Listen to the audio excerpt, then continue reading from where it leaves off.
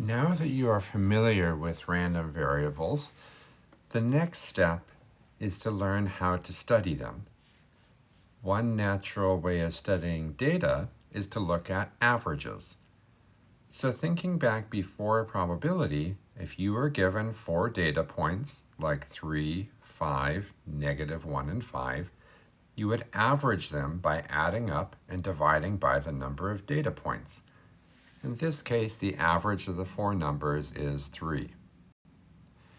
Let's rewrite this in a slightly different form. Instead of dividing by 4, you could have multiplied each number by a quarter and then added up the values.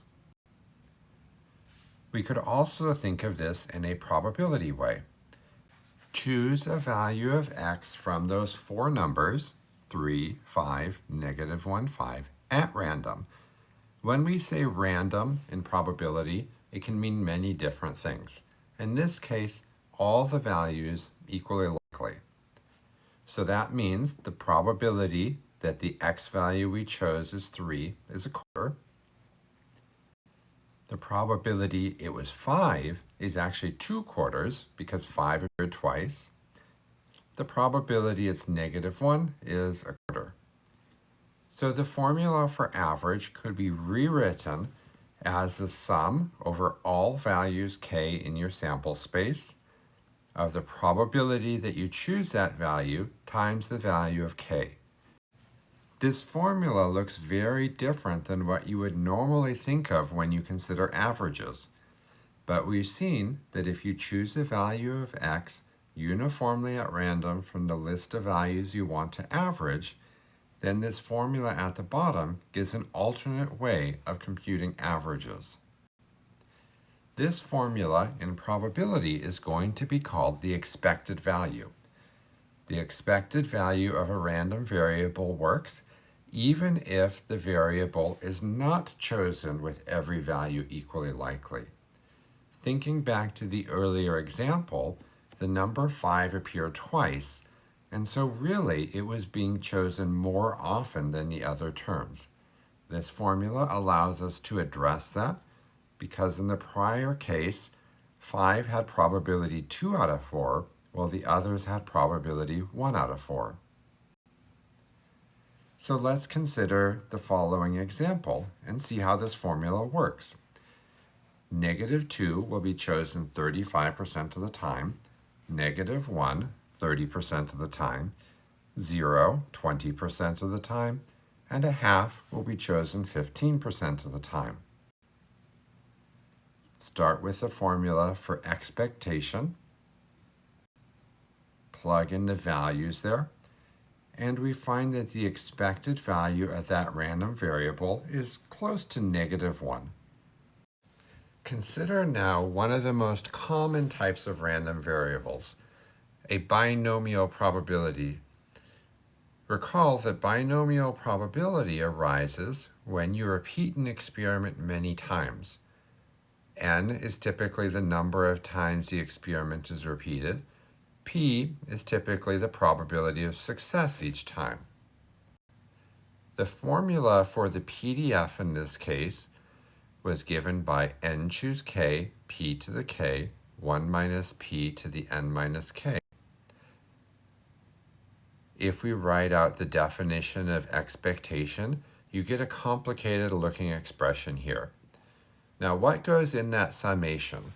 The summation is over your sample space. If you repeat an experiment n times, then the number of successes could be as low as 0 or as high as n. So that summation is from 0 to n. The expected value of x actually means the average value of x.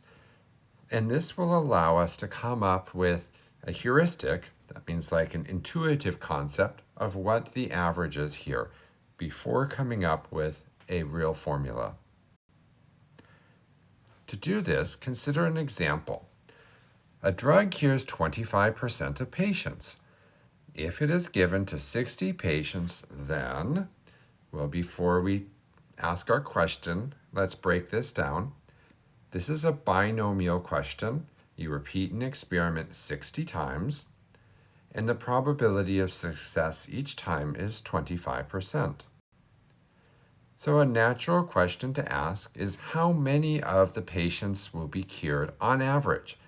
I can't ask how many will be cured because it might be that this is just a bad group of patients. They have poor luck. None of them are cured.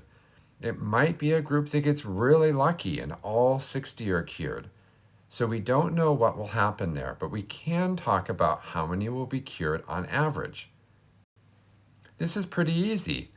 25% of patients are cured. There are 16 of them. Multiplying 25% times 60 gives us 15 patients cured. Recall that expected value really means the same thing as average. So we've just figured out that the expected value of x, the number of patients cured, is p times n. Usually this is written as NP, so I've written it in that form here. Going back to our earlier question, this suggests that when you have a binomial probability case, the expected value of the random variable x will be n times p. Going back to our drug example, let's see how that works. So x would be the number of patients who are cured, and the expected value of x is NP, so 60 times 25%, or 0.25, is 15 cured. Same answer we had before. Well, what is the probability that exactly 15 are cured? Because a lot of times when people think about averages, they just think that's what's going to happen. 15 are going to be cured. Well, this was a binomial situation. So we have the formula for the probability of 15 successes. 60, or n, choose 15, and then additional terms. If you plug that into a calculator, you find that the probability of exactly 15 being cured is 0.12, which means 12%. We expected 15 to be cured, but it found there is only a 12% chance of that. This is a bit strange because we tend to think of average as being, in a sense, the most likely outcome. Let's look at an example where that's completely wrong. Suppose that instead of 60 patients, there were 50.